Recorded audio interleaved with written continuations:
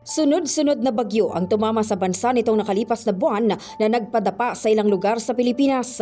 Hindi lang kabahayan ang winasak ng bagyo dahil hindi rin nakaligtas maging ang mga evacuation centers na nagsisilbisa ng kanlungan ng mga residente na apektado ng kalamidad. Kaya naman sa pamamagitan ng nilagdaan ni Pangulong Bongbong Marcos na Republic Act 12076 o Ligtas Pinoy Centers Act, minamandato nito ang pagpapatayo ng permanente at matibay na evacuation centers sa buong bansa na kakayanin ang bagyong may lakas ng hangin na 300 km per hour at magnitude 8 na lindol. Ang evacuation centers ay dapat merong sleeping areas, healthcare stations, sanitation facilities at lugar para sa kanilang alagang hayop. Prioridad ang pagtatayo ng mga ito sa mga high risk at disaster-prone areas. We do not wish for the frequent usage of such facilities and can only pray that we have fewer calamities. But nonetheless, we need to ensure that the evacuation centers sufficiently respond to the needs of our people affected by calamities and other such emergencies. Investing in these climate-resilient facilities must be the norm, for we are not only protecting the people's lives, but also capacitating our local government units to respond, to reduce, and to manage the risks of disasters.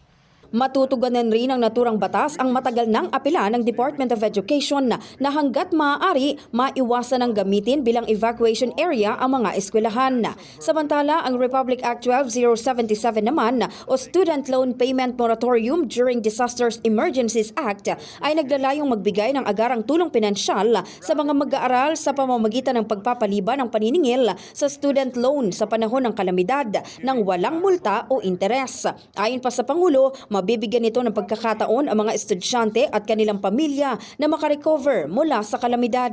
Samantala, nagpasalamat naman kay Pangulong Marcos si Senator Bongo dahil sa paglagda sa mga naturang batas. Nabatid na isa si Senator Go sa mga principal sponsors ng Ligtas Pinoy Centers Act at ng Student Loan Payment Moratorium. Malaking tulong po ito sa kakaikot ko po sa buong Pilipinas. Napansin ko po na pag merong bagyo, baha, lindol, sunog, walang komportable pong pagtitirahan ng mga kababayan natin. Kawawa naman po. So masaya po ako.